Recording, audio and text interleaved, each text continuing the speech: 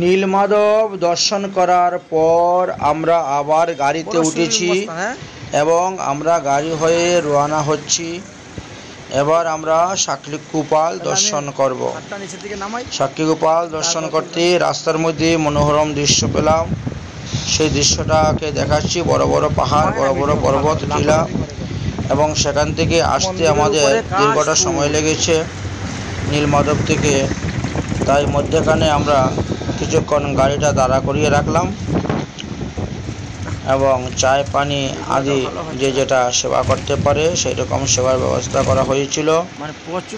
তো এটি সেই প্রাকৃতিক দৃশ্য আপনাদেরকে দেখাচ্ছি। এটা নীলমাধব যাওয়ার সময় আপনারা দেখতে পাবেন, আবার নীলমাধব থেকে আসার সময়ও দেখতে পাবেন, উভয়টাই দেখা যাবে। সুন্দর দেখা যাচ্ছিল। সেই দুইদিকে জঙ্গল, তার মধ্যে দিয়ে রাস্তা, সেই রাস্তাটাই আপনাদেরকে দেখাচ্ছি যে আপনারা যদি কখনো যান নীলমাধব দর্শন করতে দেখতে পারবেন। আমরা এবার এসে উপস্থিত হয়ে গেছি, সাক্ষীগোপালে গাড়ি এসে উপস্থিত হয়ে গেছে। সবাই আসছেন, সবাই গাড়ি থেকে নামছেন সাক্ষীগোপাল দর্শন করার জন্য। রাধে রাধে, জয় রাধে। আসেন, বৃন্দাবনের ঠাকুর চলে আসছেন এত দূর সাক্ষী দেওয়ার জন্য। ছোট বিপ্র বড় বিপ্র ঝগড়া মীমাংসা করার জন্য ভগবানকে স্বয়ং আসতে হলো এখানে। ভক্তের ভক্তিতে সন্তুষ্ট হয়ে ভগবান স্বয়ং সাক্ষী দেওয়ার জন্য শ্রীধাম বৃন্দাবন থেকে এসে উপস্থিত হয়ে গেলেন এই স্থানে।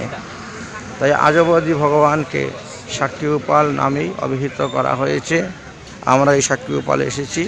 এখান থেকে অল্প দূরেই সাক্ষীগোপাল রেল স্টেশন আছে। একটা রেল স্টেশনের নামই সাক্ষীগোপাল দেওয়া আছে। এই যে চূড়াটা দেখতে পাচ্ছেন, চূড়ার উপরে পতাকা দেখা যাচ্ছে, সামনে স্তম্ভ দেখতে পাচ্ছেন, এটা হলো গরুড় স্তম্ভ। গরুড় স্তম্ভর পাশে সাক্ষীগোপাল শ্রীবিগ্রহ দেখা যাচ্ছে।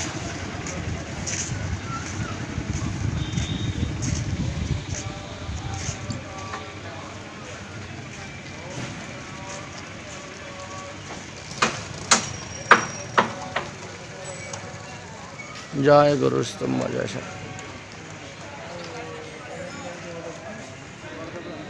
জয় গরুর স্তম্ভ, জয় সাক্ষীগোপাল।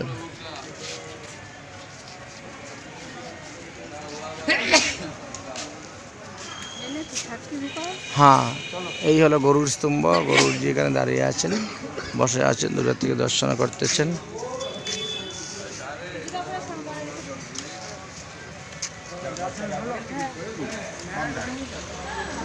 ক্যামেরা বন্ধ,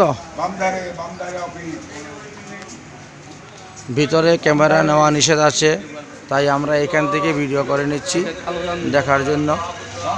হ্যাঁ,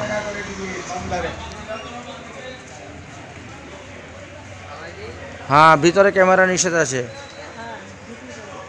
এখান থেকে ফটো দেখে নাও, চতুর্দিক ঘুরে ঘুরিয়ে। হ্যাঁ, যতটুকু হয়, কারণ ভিতরে তো ক্যামেরা নেওয়া নিষেধ, এই জন্য এখান থেকে সব দর্শন করাই নাও, ঘুরাই নাও। কারণ ভাগবতে একটা কথা ভগবান শ্রীকৃষ্ণ উদ্ধবকে বলছেন যে মদ ভক্তানাং বিনোদার্থম করুমি বিবিধা ক্রিয়া। আমার ভক্তদেরকে আমি আনন্দ দেওয়ার জন্যই আমি বিভিন্ন প্রকার লীলা করে থাকি। সাধারণ লোকের সঙ্গে নয়, ভক্তর সঙ্গে ভগবান লীলা করে থাকেন, বিভিন্নভাবে লীলা করে থাকেন। তাই জগন্নাথ তিনিও এক এক ভক্তের সঙ্গে তিনি এক একভাবে লীলা করেছেন।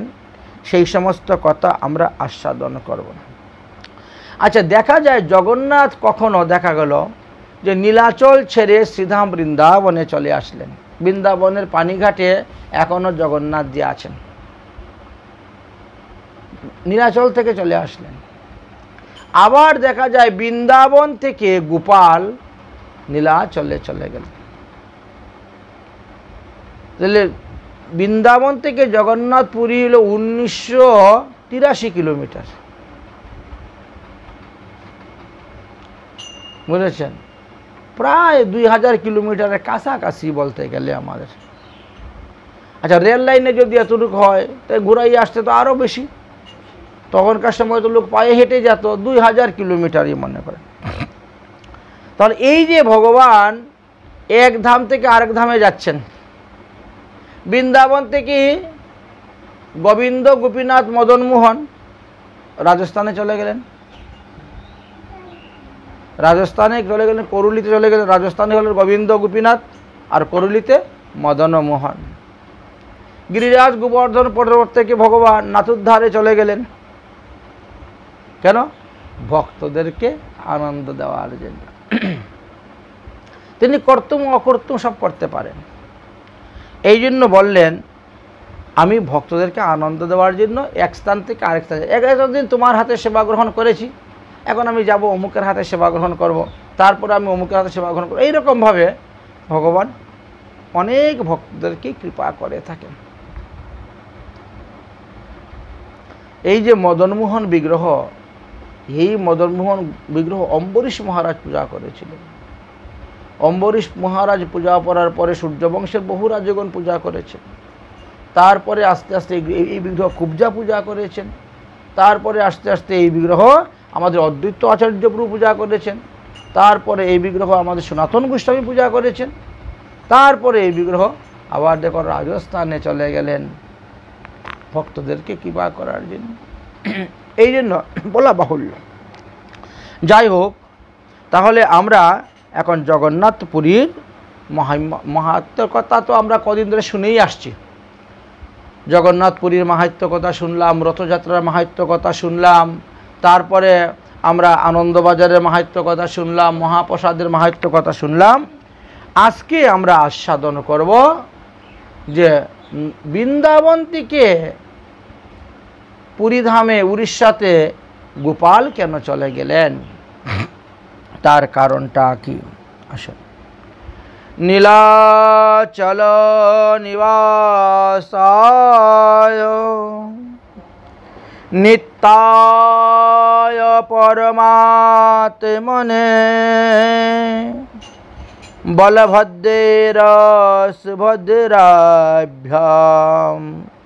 জগন্নাথায় তে নমঃ। কারণ এই গোপালের সঙ্গে জগন্নাথেরও এক অপূর্ব লীলা ঘটেছিল।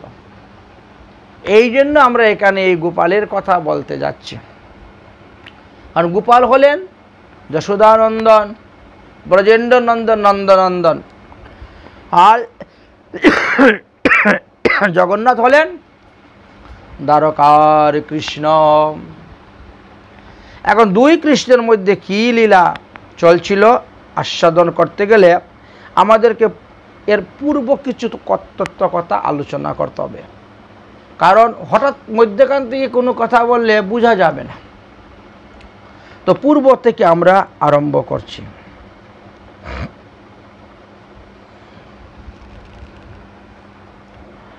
কোনো এক সময় তৈলঙ্গ দেশে গোদাবরী নদীর তটে বিদ্যানগর নামে একটি গ্রাম ছিল।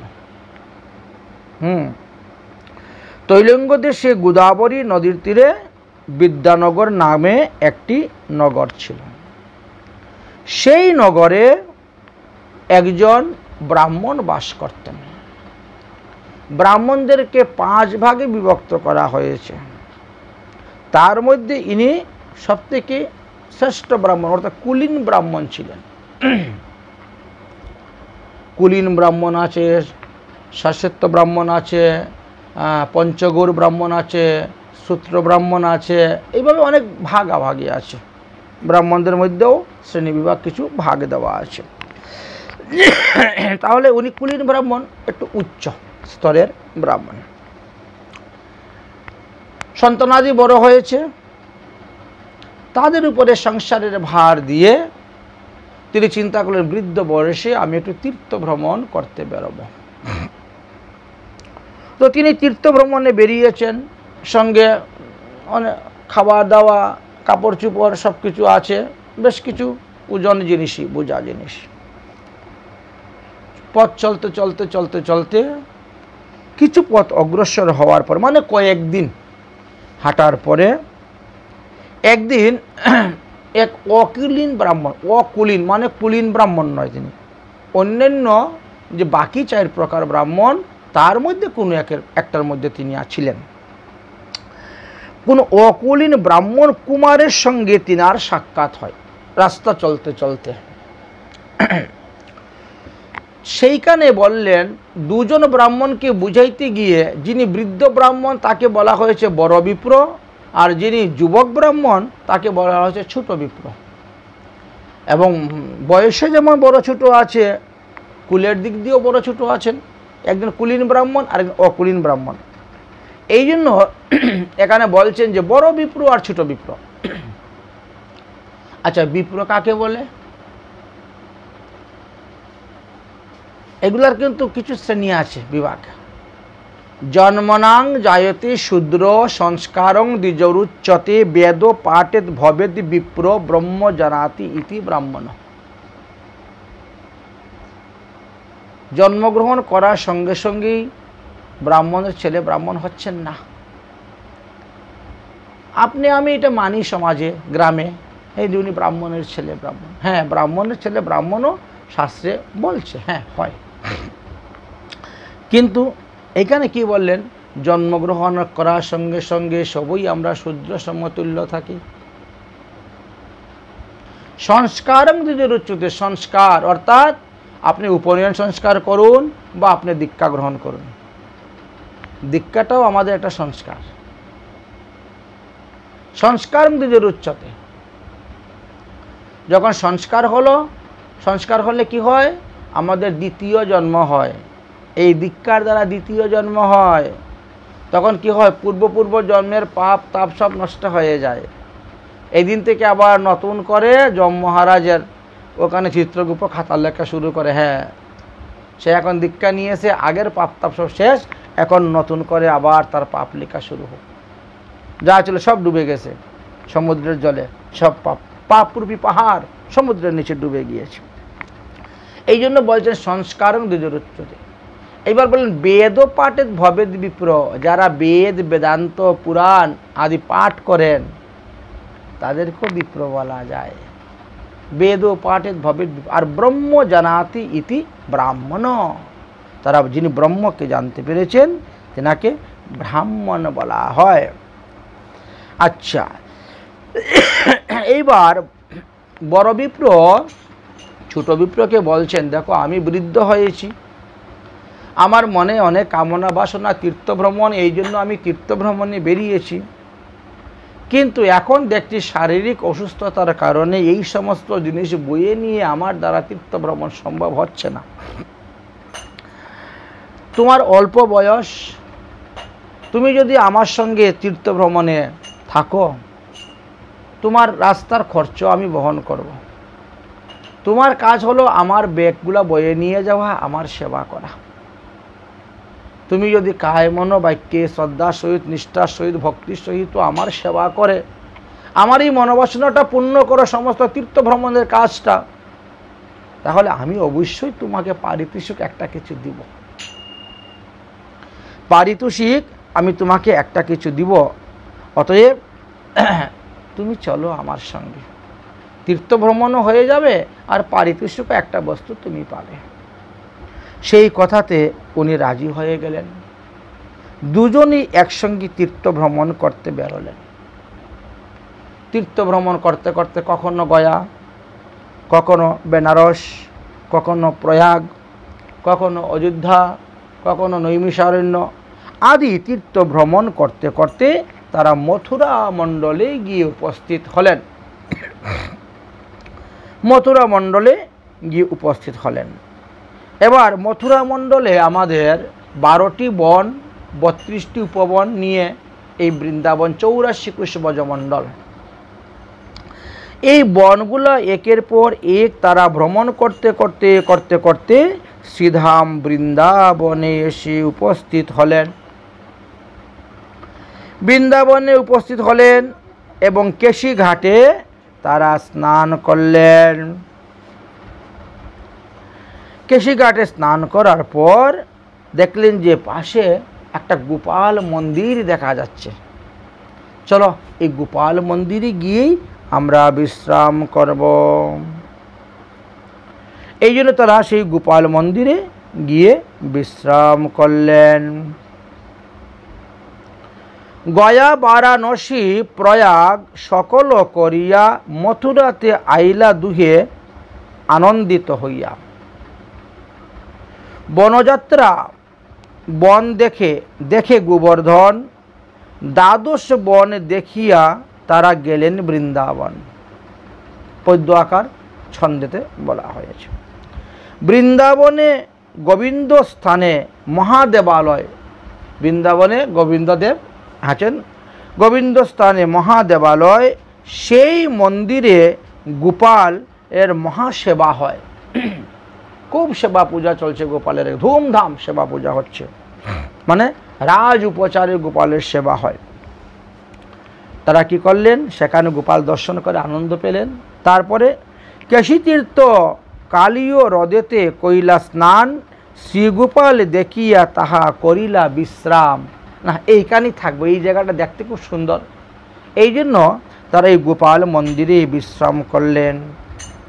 গোপালের সৌন্দর্যে দুহার মন নীল হরি, সুখ পাইয়া রহে তাহা দিন দুই চারি।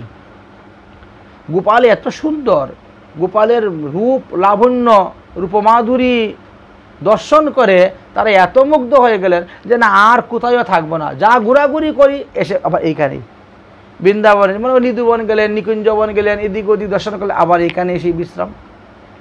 তাহলে 2-4 দিন এখানেই অবস্থান করলেন আর গোপালকে সর্বদা দর্শন করতে ছুটলেন। আচ্ছা, এইভাবে 4 দিন গত হয়ে গেল। ওই যে বড় বিপ্র তিনি মধ্যে মধ্যে অসুস্থ হয়ে পড়ে যান, তখন ছোট বিপ্র না ওনার খুব সেবা করে, সেবা করে করে তিনাকে আবার পুনরায় সুস্থতা প্রাপ্ত করে দেয়। আচ্ছা, এই জন্য বলছেন ছোট বিপ্র করে সদা তাহারও সেবন, তাহার সেবায় বিপ্র তুষ্ট হইল মন। ছোট বিপ্রের সেবাতে বড় বিপ্র এতই সন্তুষ্ট, এতই প্রসন্ন হয়ে গেছেন, তুষ্ট হইল মন। বড় বিপ্র বলে, তুমি বহু সেবা কইলে মোর, সঙ্গে লইয়া সর্বতীর্থ দেখাইলে। তুমি কি সুন্দর সেবা করে আমাকে তুমি সর্বতীর্থ দর্শন করাইলে, কৃতজ্ঞতা হয় তোমার, না কইল কিছু দান। তুমি যে আমার এত উপকার করছো তার বিনিময়ে আমি তোমাকে কিছুই দিতে পারলাম না, তোমাকে বলছিলাম আমি তোমাকে পরিতোষণ একটা কিছু দিব, পারিতোষিক, কিন্তু এখন পর্যন্ত তোমাকে কিছু দিতে পারি নাই। অতএব আমি মনে মনে সংকল্প করেছি একটা, কি সংকল্প? অতএব তোমায় আমি দিব কন্যাদান। আমি বাড়িতে গিয়ে না আমার মেয়েটাই তোমাকে দান করে দিব, পারিতোষিকের বিনিময়ে দিব কন্যাদান। তখন ছোট বিপ্র বলিলেন, আপনি যে কথা বলতেছেন এটা অসম্ভব কথা, এটা কখনো হতেই পারবে না। তো যেটা অসম্ভব সেটা কেন বলতেছেন, যেটা সম্ভবের মধ্যে নয় কেন বলতেছেন? বড় বিপ্রে বলল, এখানে আবার সম্ভব অসম্ভবের কি আছে? মেয়ে তো আমার মেয়ে, আমি যার কাছে খুশি তার কাছে বিয়ে দিব। বলে বলাটা সহজ, বলাটা সহজ কিন্তু করাটা কঠিন। কেন? আরে মহারাজ, আপনি হলেন মহাকুলীন ব্রাহ্মণ আর আমি হলাম সাধারণ ব্রাহ্মণ, ছোট ব্রাহ্মণ। তার মধ্যে আমার বিদ্যা বুদ্ধি নাই, ধন নাই। আজকালকে তো মানুষে মেয়ে বিয়ে দিতে হলে টাকা পয়সা ধন সম্পত্তি দেখে, তো এইগুলো তো কোনো কিছুই আমার নাই। তাহলে কেমন করে হবে? আমি অকুলীন, ধন বিদ্যাহীন, অধম, আমি আপনার কন্যার যোগ্য পাত্র নই, যোগ্য পাত্র নই। আমি তো আপনাকে বৈষ্ণব জ্ঞানে ব্রাহ্মণ জ্ঞানে সেবা করে যাচ্ছি।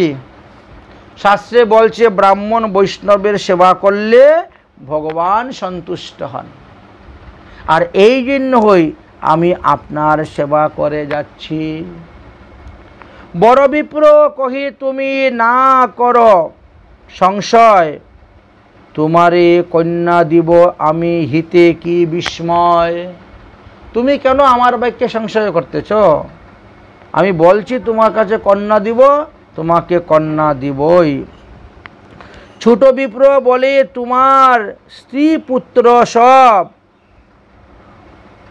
বহু জ্ঞাতি গোষ্ঠী, তোমার বহু বন্ধু বান্ধবগণ আছে, তারা তো সম্মতি হবে না। তোমার স্ত্রী যদি সম্মতি না হয়, তোমার ছেলে যদি সম্মতি না হয়, তোমার আত্মীয় স্বজন ইষ্টি কুটুম্ব যদি সম্মতি না হয়, তাহলে তুমি কেমন করে কন্যাদান করবে আমার কাছে? তো এদের সম্মতি বিনা তো নহে কন্যাদান। তারা বলবে তোমরা আমার কথা শুনে দেও নাই, তাহলে যাও, আমরা যাব না তোমার নিমন্ত্রণে, বিয়েতে যাব না।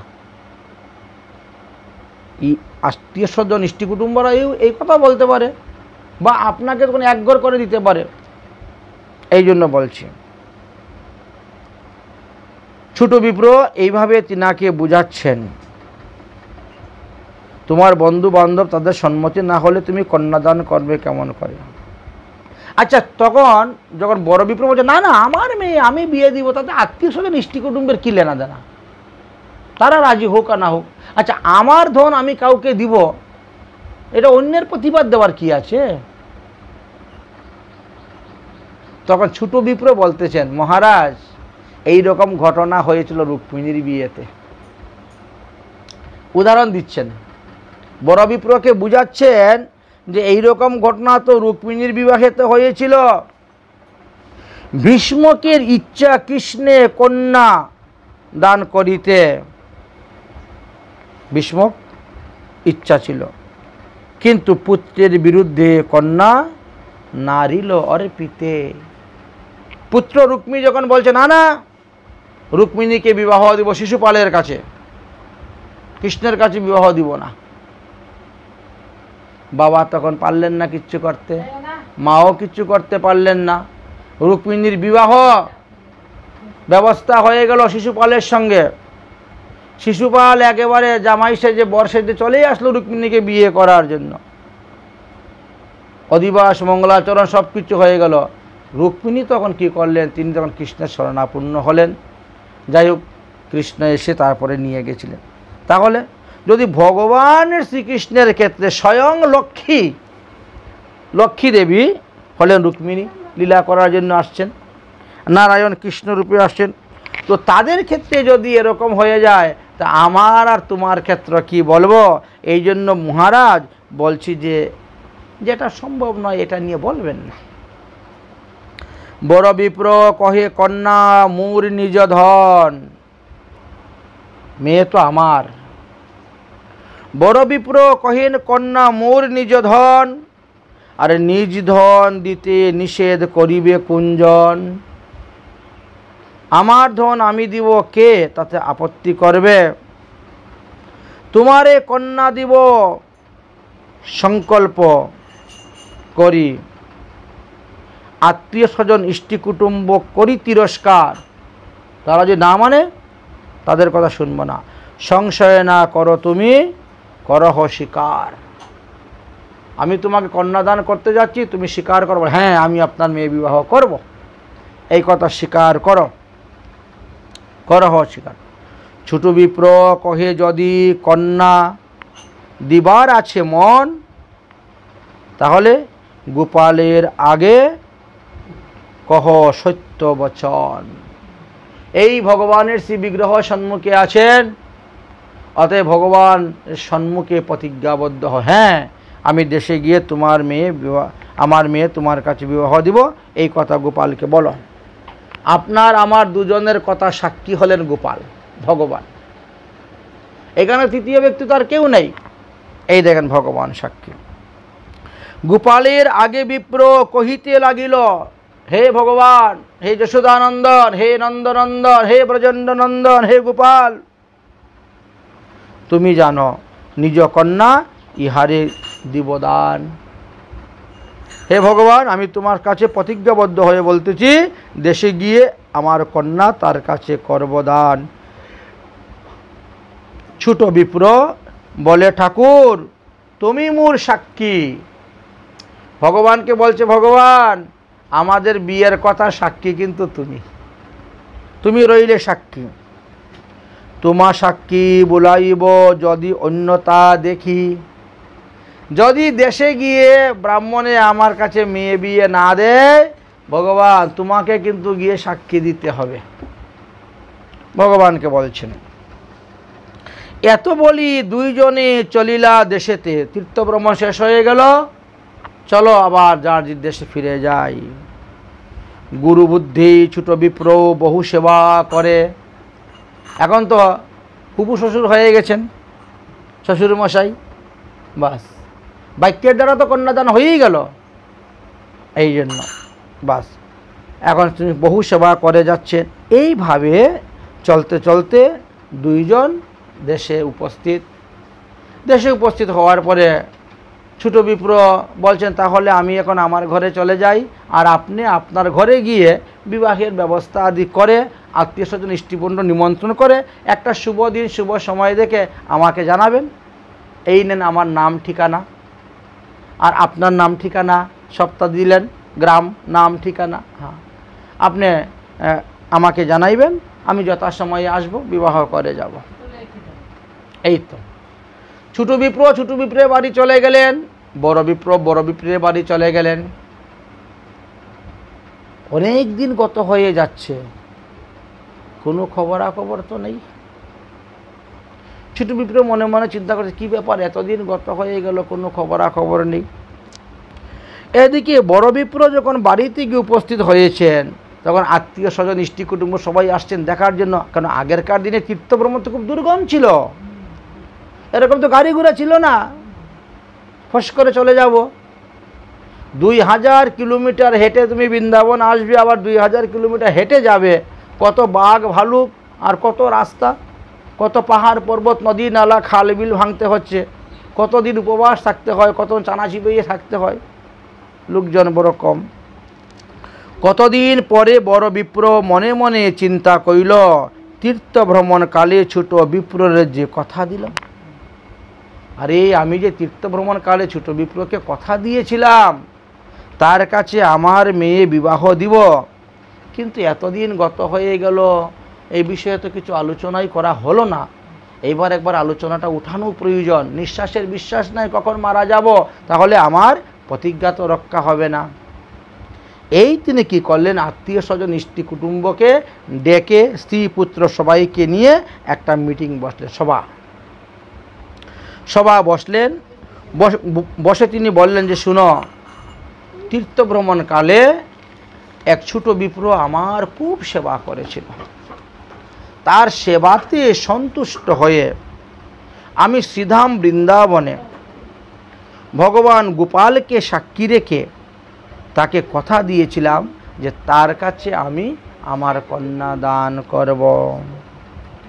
এই কথা শোনার সঙ্গে সঙ্গে সবাই না করতেছে, সবাই, ছেলেও না করে, স্ত্রীও না করে, আত্মীয় স্বজন ইষ্টিকুটুম সবাই না করে। শুনি সব গোষ্ঠী তার করে হাহাকার, আরে একই বলছেন, আমরা কুলীন ব্রাহ্মণ, আমরা কি ছোট জাতের কাছে বিয়ে দিতে পারি, নিচু লোকের কাছে দিতে পারি? বাবা, ওইছে বাত মুখে তুমি নাই নিও আর। একবার বলেছ আর বলিও না, এর জন্য আমাদেরকে মিটিংয়ে ডেকেছেন, সবাই ডেকেছেন না, এই কথা কখনো বলিও না। নিচে কন্যা দিলে কুল যাইবে নাশ। শাস্ত্রে বলছে উপরের দিকে যাবে, কন্যা থাকবে নিচু, বর থাকতে হবে উচ্চ। আর তোমার বর হচ্ছে নিচু, আমার কন্যা হচ্ছে উচ্চ কুলের, কুলের, এখানে বিবাহ দেওয়াই হবে না, এ তো আমাদের কুলের সর্বনাশ হয়ে যাবে। আজ পর্যন্ত আমাদের কুলের কেউ এইভাবে অন্যের নিচু জাতের কাছে বিবাহ দেয় নাই। আপনি এই কথা মুখেই আনবেন না। শুনিয়া সকল লোক করিবে উপহাস। অন্যান্য লোকেরা যখন শুনবে আপনার মেয়ে ওই ছোট বিপ্রের কাছে বিয়ে দিয়েছেন, তখন লোকে উপহাস করবে, হ্যাঁ তোমরা এত বড় উচ্চ কুল, এত কুলীন ব্রাহ্মণ হয়ে হ্যাঁ তোমরা এখন নিচের কাছে বিচার দিয়েছ, উপহাস করবে। বিপ্র বলে তীর্থ বাক্য কেমনে তেজিব, আমি বৃন্দাবন ধামে ভগবানের সামনে প্রতিজ্ঞাবদ্ধ করে এসেছি, এখন এই কথা আমি কেমন করে ত্যাগ করব? যে হোক সে হোক কন্যা আমি দিব, তোমরা যাই যে যা বলো না কেন, তোমরা মানো আর না মানো, আমার কন্যা কিন্তু আমি বিবাহ ওই ছোট বিপ্রের কাছে দিবই দিব। জ্ঞাতি লোক বলেন, হ্যাঁ তুমি যদি ওই ছোট বিপ্রের কাছে মেয়ে বিয়ে দেও তাহলে তোমার আমাদের সঙ্গে সম্পর্ক শেষ, আত্মীয়তা শেষ, কুটুম্বিতা শেষ, আমরা তোমাকে এক ঘর করে রেখে দেব, ত্যাগ করে রেখে দেব, সমাজ ত্যাগ। কুলীন ব্রাহ্মণ দেখেছেন, তোমাকে আমরা এক ঘর করে দেখব, সমাজ ত্যাগ করে রেখে দিব, তোমাকে তেজিব আমরা সবাই তোমাকে। স্ত্রী পুত্র কহে, বাবা জেঠা কাকার কথা মেনে নেও, আত্মীয় স্বজনের কথা মেনে নেও, তাহলেই ভালো হবে। আর যদি তুমি তাদের কথা না মানো, গায়ের জুড়ে তুমি তোমার মেয়ে বিয়ে দেও, আমরা তো সমাজে মুখ দেখাতে পারবো না, তার থেকে বরং আমরা বিষ খেয়ে মরে যাব।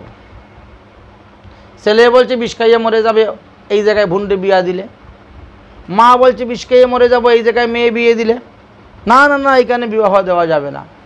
এখন বলেন তো বড় বিপ্র কি সংকটের মধ্যে পড়েছেন, কত বড় সংকটের মধ্যে পড়েছেন। বড় বিপ্র বলেন, দেখো আমি তো ভগবানের সঙ্গে প্রতিজ্ঞাবদ্ধ করে এসেছি, তোমরা একটু বোঝার চেষ্টা করো। আমি সিংহ প্রতিজ্ঞা অনুসারে ছোট বিপ্রর কাছেই কন্যা প্রদান করিব, এটাই আমার সংকল্প। তবে শ্রী গোপাল বিগ্রহকে সাক্ষী মানিয়া আমি বলেছি, না হলে তো আমি নরকে যাব, আমার পাপ হইবে। আমার কন্যাকে আমি বিবাহ দিব, তাতে তোমাদের এত মাথা ব্যথা কেন? হ্যাঁ তোমরা ধর্ম দেখাচ্ছ, তোমাদের সমাজ ধর্মটা দেখাচ্ছ আমাকে, সমাজ ধর্ম, তোমাদের সমাজ ধর্ম রক্ষা করতে গিয়ে আমার যে কত বড় ধর্ম নাশ হয়ে যাবে, প্রতিজ্ঞা না ভঙ্গ হয়ে যাবে। অতএব আমি তোমাদের কথা মানি না, আমি মেয়ে বিয়া দিবই দিব।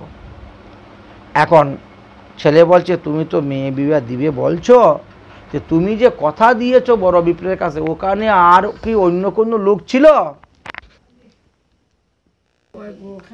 বড় বিপ্র ছেলেকে বুঝাচ্ছেন, স্ত্রীকে বুঝাচ্ছেন, আত্মীয় স্বজন ইষ্টি কুটুমকে বুঝাচ্ছেন, দেখো বাবা আমি ভগবানকে সাক্ষী করে এসেছি, তোমরা যদিও বিবাহ দিতে না চাও, ধর্ম অনুসারে কিন্তু সে বিবাহ করে নিয়েই যাবে জয় করে, এর অন্যতা হবে না। কারণ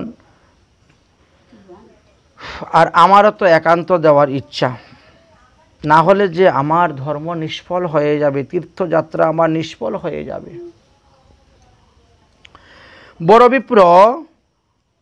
বড় বিপ্রের যে ছেলে, এ একদম পুরা নাস্তিক। বড় বিপ্রের ছেলে নাস্তিক মূর্খ পুত্র বলিলেন, আরে কোথায় সেই বৃন্দাবন ধাম আর কোথায় নীলাচল ধাম? 2000 কিলোমিটার দূর, 2000 কিলোমিটার দূরে চলে আসবে তোমার গোপাল সাক্ষী দেওয়ার জন্য। এটা হয়? কখনো হয় না। 1 নম্বর। 2 নম্বর, গোপাল কিসের? পাথরের গোপাল। পাথরের গোপাল আবার কথা বলতে পারে নাকি? দেখেছেন? বলছেন এত পাথরের গোপাল, তো পাথরের গোপাল আবার কথা বলতে পারে নাকি? বাবাকে বলতেছে, বাবা তোমারও মাথা খারাপ হয়েছে, তুমি কিসের জন্য এরম ভাবে করছো?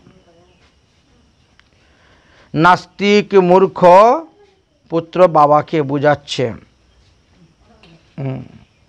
অতএব তুমি চিন্তাই করিও না, পাথরের মূর্তি কখনো সাক্ষী দিতে পারে না, কথা বলতে পারে না। অতএব আপনি কোনো চিন্তা করবেন না। আর যদি তা হই তাহলে রাজা যুধিষ্ঠিরের মতো না হলে একবার একটু মিথ্যা কথা বলেই ফেলবেন। আচ্ছা, রাজা যুধিষ্ঠিরের একটু মিথ্যা কথা বলেছিলেন তো? হ্যাঁ, সম্পূর্ণ মিথ্যা নয়, একটু ঘুরাইয়া মিথ্যা কথা বলছিলেন। কি বলছিলেন? অশ্বত্থমা হত ইতি গজ। আচ্ছা, তো আপনি, আমি কীভাবে বলবো? বলে আপনি বলবেন যে কোন সময় কি বলেছিলাম আমার তো মনে পড়তেছে না, শেষ হয়ে গেল। তাহলে তোমার সমস্যা সমাধান হয়ে গেল। কখন যে কি বলেছিলাম আমার তো ঠিক স্মরণ হচ্ছে না, মনে পড়তেছে না। এই রকম মাথায় হাত দিয়ে একটু অভিনয় করে নেবেন, মনে পড়তেছে না। আচ্ছা, তাই সমস্যার সমাধান হয়ে, আর বাকি সব আমরা দেখে নিব, কারণ আমরা তো রাজনীতিও জানি, কূটনীতিও জানি। আমরা তখন কূটনীতি গুটি চালাবো, আর কূটনীতি গুটি চালাইয়া তাকে এমনভাবে ফাঁসাবো সে নিজের প্রাণ নিয়েই পলায়ন করবে, বিয়ে করবে তো দূরের কথা। অতএব আপনাকে কন্যাদানও দিতে হবে না, আর সমস্ত সমস্যার সমাধান হয়ে যাবে। আমরা আপনাকে বিপদ থেকে মুক্ত করে দিব। এই কন্যাদান বিপদ থেকে আপনাকে মুক্ত করে দিব। এত শুনি বিপ্র চিন্তা হইল মন, একান্ত ভাবে বিপ্র নিল গোপালের শরণ। গোপালের চরণে তিনি শরণ নিলেন।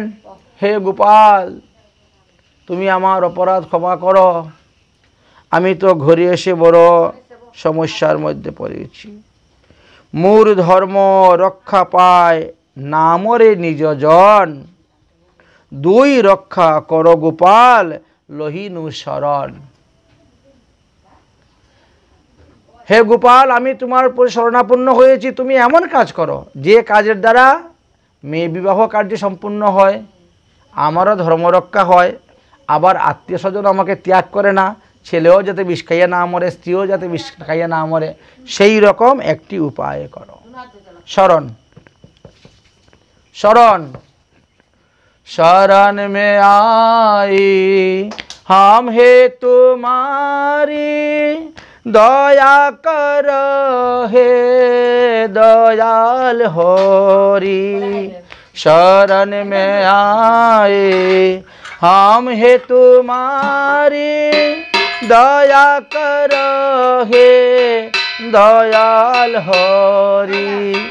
सामालो बिगिरी दशा हमारी, सामालो बिगिरी दशा हमारी, दया करो हे दयाल होरी। सामालो बिगिरी दशा हमारी, सामालो बिगिरी दशा हमारी, दया करो हे दयाल होरी। शरण में आई हम हे तुम्हारी, दया करो हे दयाल होरी। न हमें साधन न हमें शक्ति, न हमें बल है न हमें शक्ति, न हमें साधन न हमें भक्ति, न हमें बल है न हमें शक्ति, न हमें साधन न हमें भक्ति। तुम्हारी द्वार पर हम है भिखारी, तुम्हारी द्वार पर हम है भिखारी। दया करो हे दयाल होरी। দয়া করো হে দয়াল হরি, দয়া করো হে দয়াল হরি। তিনি উভয়ের কুল রক্ষা করার জন্য ভগবানের চরণে শরণাপন্ন হয়ে পড়ে আছে। দেখতে দেখতে বেশ কিছুদিন গত হয়ে গেল, দেখতে দেখতে বেশ কিছুদিন গত হয়ে গেল। বিপ্র ভগবানের চরণে শরণাপন্ন হয়ে পড়ে রইলেন।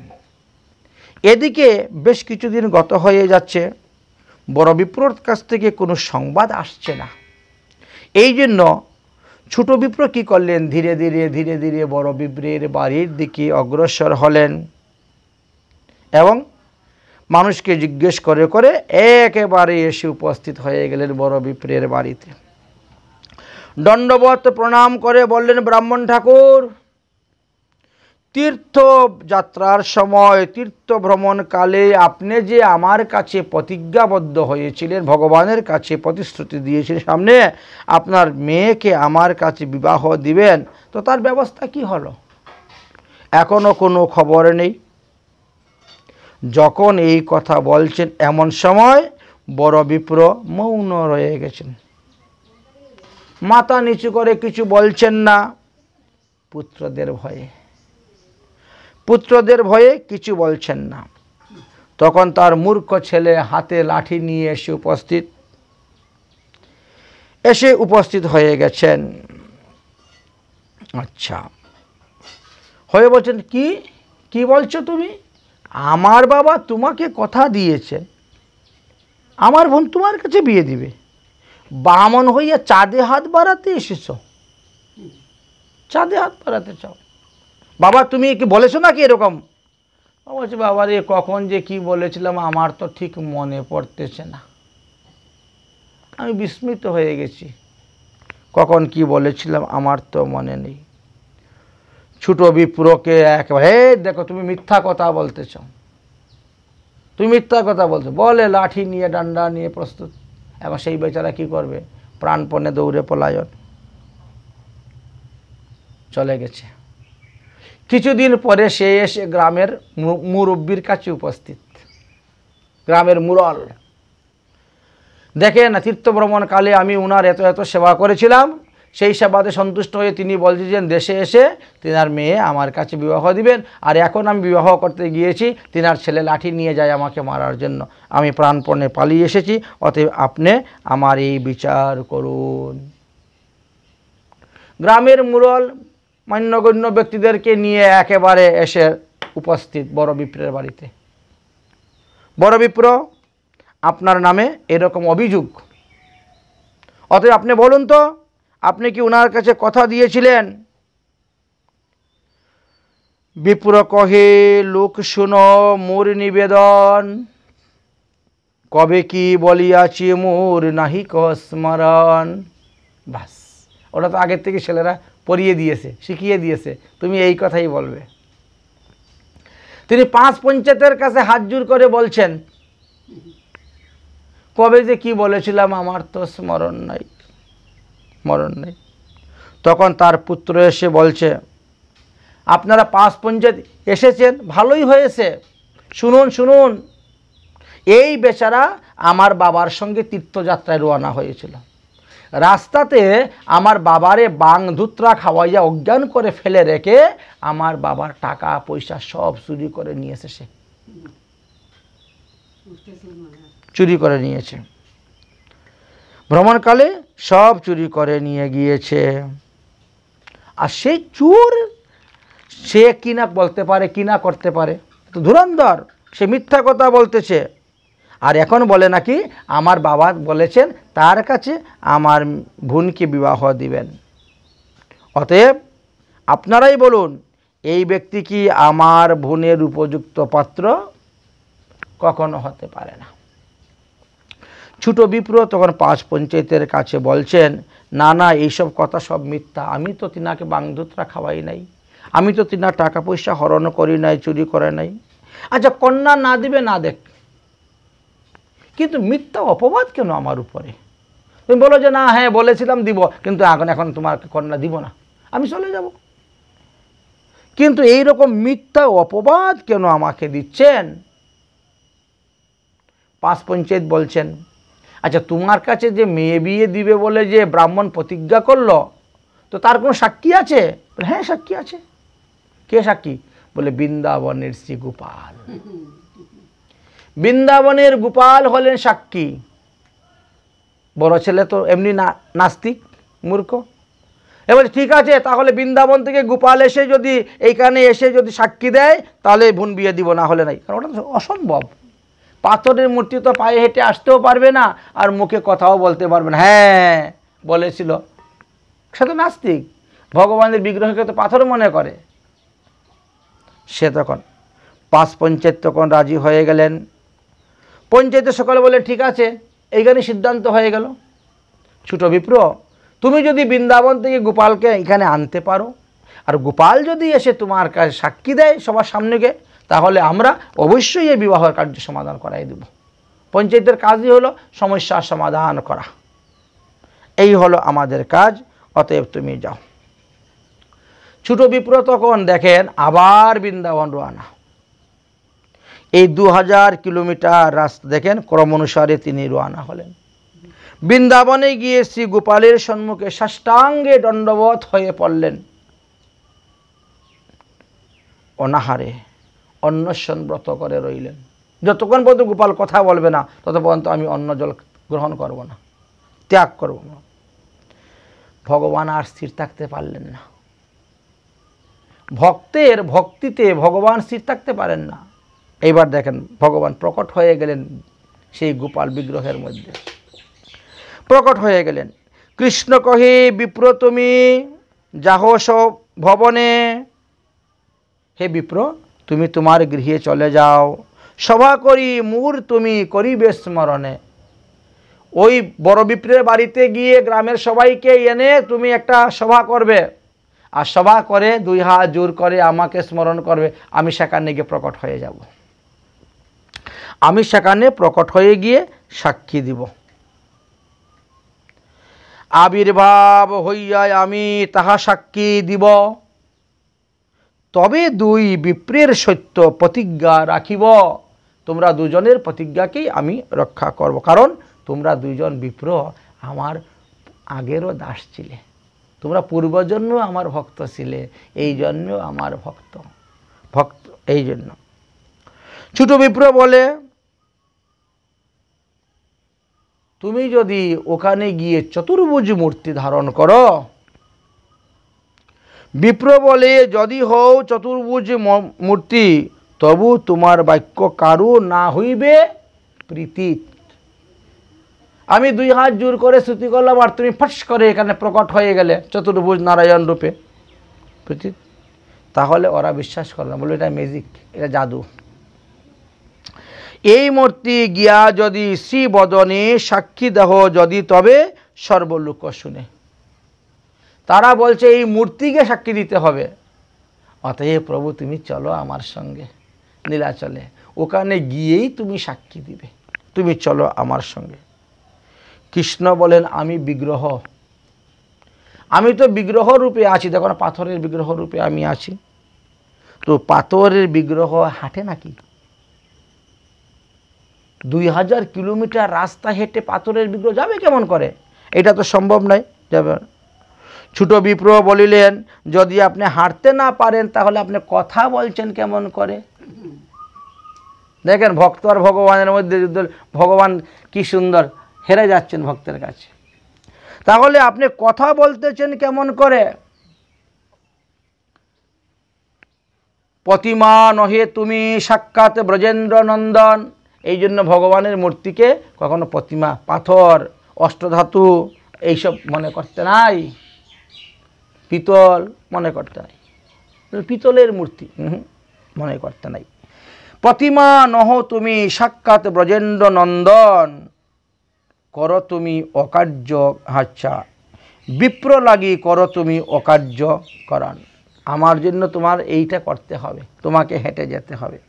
হাসিয়া গোপাল কহে, শুনো ব্রাহ্মণ, হে ব্রাহ্মণ শুনো, তোমার পাছে পাছে আমি করিব গমন। ঠিক আছে, তুমি কিন্তু পিছন দিকে তাকাবে না, তুমি সামনের দিকে তাকিয়ে হেঁটে হেঁটে যাবে, আর আমি তোমার পিছনে পিছনে যাব। বলে তার প্রমাণ কি? তুমি যে আমার পিছনে আসতেছ তার প্রমাণ কি? আমি গ্রামে গিয়ে বললাম গোপাল এসেছে, আর পিছন দিকে দেখো নাই, তখন আমি কত বড় লজ্জা পাবো লোকের কাছে। বলে না, তুমি আমার নপুরের ধ্বনি শুনবে। আমি যে হাঁটতেছি আমার পায়ের নপুরের ধ্বনি তুমি শুনবে। তবে একটা প্রতিজ্ঞা তোমার কাছে, তুমি কিন্তু পিছন ফিরে কখনো তাকাবে না। যদি তুমি পিছন ফিরে তাকাবে, যেখানে পিছন ফিরে তাকাবে সেখানেই আমি দাঁড়িয়ে যাব, আর আমি যাব না এই স্থান থেকে অন্য কোথাও, আর আমি যাব না। এই হলো তার প্রতিজ্ঞা। উল্টা আমা না করিও দর্শন, আমাকে দেখিলেই আমি সেখানে দাঁড়িয়ে যাব। তাহলে নপুরের ধ্বনিটা তুমি শুনতে পাবে। নপুরের ধ্বনি মাত্র আমার শুনিয়া সেই শব্দ আমার গমন প্রতিজ্ঞা করিবা। হ্যাঁ, তাহলে ভগবান আসতেছেন, ভগবান আসতেছেন। ঠিক আছে প্রভু চলো। বলে এখন না, আগে ভোগ রাখো, ভোগ রান্না করো, খাওয়া দাওয়া করি, তারপরে হাঁটবো, রাস্তা চলবো। দেখেছেন কি ভোগ দিব? 1 সের অন্ন, 1 কিলো চালের অন্ন গোপালের ভোগ। দেখেছেন, 1 সের অন্ন রান্ধি করিল অর্পণ, তাহা খাইয়া তোমার সঙ্গে করিব গমন। রান্না হলো, ভোগ হলো, খাওয়া দাওয়া হলো। পরদিন আজ্ঞা মাগি চলিল ব্রাহ্মণ, তার পাছে পাছে গোপাল করিলা গমন। চলছেন ভগবান। নপুরীর ধ্বনি শুনি আনন্দিত মন, এই মতে চলি নিজ দেশে আইল ব্রাহ্মণ। যেতে যেতে একদম নিজের দেশে পৌঁছে গেছেন। সেই বড় বিপ্রের যে গ্রাম, সেই গ্রামেতে তিনি পৌঁছে গেছেন, বিদ্যানগরে তিনি পৌঁছে গেছেন। পৌঁছার পরে তিনি মনে মনে চিন্তা করতেছেন, এবার তো আমি গ্রামে এসে পৌঁছে গেছি, এখন আমি গ্রাম পঞ্চায়েত সবাইকে জড়ো করব, জড়ো করে বলবো যে এই দেখো গোপাল নিয়ে এসেছি, গোপাল সাক্ষী দিবে। আমার জড়ো করার আগে একবার দেখি পিছনে তাকিয়ে সত্যি গোপাল আসছেন কি না, গোপাল আসছেন কি না। যদি গোপাল না আসেন আর আমি লোক জড়ো করি তাহলে বিপদে পড়ে যাব। আর এই পর্যন্ত এসে গেছেন, আর অসুবিধা হবে না। এখন গোপাল যদি যাই হয় হোক না কেন, অসুবিধা হবে না। যেই পিছন দিকে তাকিয়েছেন, এই তো ভগবান আবার মূর্তিরূপ হয়ে গেছেন, আবার মূর্তি হয়ে গেছেন। ভগবান মূর্তিরূপ হয়ে গেলেন, নিজ গ্রামেতে মূর্তি। দর্শন করে দণ্ডবোধ প্রণাম করলেন, কারণ যেহেতু প্রতিজ্ঞা ছিল, প্রতিজ্ঞা অনুসারে হয়ে গেছে। এবার তিনি গিয়ে সবাইকে জানাইলেন। এত ভাবি সেই বিপ্র ফিরিয়া চাহিল, হাসিয়া গোপাল তখন তথায় রহিল। শেষ, মূর্তিমান হয়ে গেল। ব্রাহ্মণেরে কহে তুমি যাহ নিজ ঘর, হেতায় রহিব আমি না যাইব তৎপর। আর আমি মূর্তি আর চলবে না, আর হাঁটবে না এই মূর্তি। তবে সেই বিপ্র যাই নগরে কহিল, শুনিয়া সকল লোক চমৎকার হইল। বৃন্দাবন থেকে আমি গোপাল নিয়ে এসেছি সাক্ষী দেওয়ার জন্য, আসুন। সবাই গিয়ে আশ্চর্য কথা, এত উঁচু তো, 4.5 ফুট 5 ফুট উঁচু গোপাল মূর্তি, বাবা এত সত্যিকারের কথা। গোপাল দেখিয়া লোক দণ্ডবত করে। এই কথা শুনিয়া গ্রামবাসী সকলে এসে ভিড়, প্রচণ্ড ভিড় শুরু হয়ে গেল। আমাদের গ্রামে বৃন্দাবন থেকে গোপাল এসেছে সাক্ষী দেওয়ার জন্য। সকলে লোকের আগে গোপাল সাক্ষী দিল। হ্যাঁ, আমার সামনে প্রতিজ্ঞা হয়েছে, বড় বিপ্র বলেছে ছোট বিপ্রের কাছে কন্যাদান করবে। বড় বিপ্র ছোট বিপ্ররে কন্যাদান দিল। তখন আর গ্রাম সমাজ আত্মীয় স্বজন ইষ্টি কুটুম্ব কেউ পারল না, কন্যা বিবাহ দেওয়া হয়ে গেল। আচ্ছা, গোপাল বলছেন, হে বিপ্র 2 জন, তোমরা জন্মে জন্মে আমার দাস। আমি তোমাদের সত্য রক্ষা করিবার জন্য দেখেন সিধা বৃন্দাবন থেকে আমি এখানে পর্যন্ত এসে উপস্থিত হয়ে গেছি। তখন বিপ্রদয় বললেন, হে প্রভু, আপনি যখন আমাদেরকে কৃপা করার জন্য এখানে এসেছেন, তাহলে এই উৎকলবাসী সবাইকে কৃপা করার জন্য আপনি এখানেই থেকে যান, আর বৃন্দাবনে ফিরে যাবেন না, বৃন্দাবনে আর যাবেন না। গোপাল বলছেন, তথাস্তু, তাই হবে, যাও, ঠিক আছে, থাকবো। এখন সবাই মিলে গোপালের পূজা করতে শুরু করলেন। এই কথাটা ধীরে ধীরে ধীরে ধীরে উৎকলের রাজার কানে গিয়ে পৌঁছে গেল যে বৃন্দাবন থেকে গোপাল এসেছেন। কথাটা রাজার কানে গিয়ে পৌঁছে গিয়েছে। রাজা তখন রানীকে সঙ্গে করে নিয়ে এসে উপস্থিত গোপালকে দর্শন করার জন্য। গোপালকে দর্শন করলেন, গোপালের জন্য মন্দির বানালেন। গোপালকে দণ্ডবত প্রণাম করে বলছেন, হে গোপাল, আমার তো ইচ্ছা ছিল তোমাকে আমার বাড়িতে নিয়ে কয়েকদিন সেবা দিব। দিয়ে তিনি প্রণাম করছেন। রাত্রে গোপাল স্বপ্নে দেখাচ্ছেন, ঠিক আছে, আমি তোমার বাড়িতে গিয়েও তোমার সেবা গ্রহণ করব। তখন গাড়ি নিয়ে রথ এনে গোপালকে নিয়ে ওনার বাড়িতে রাখলেন। প্রথম বিদ্যানগরে ছিলেন, সেখান থেকে উৎকলে রাজার বাড়িতে নিয়ে রাখা হলো।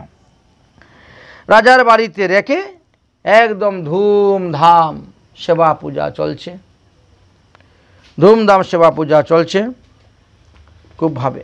তো রাজার যে স্ত্রী ছিলেন, রাজার স্ত্রী বলছেন, ইস,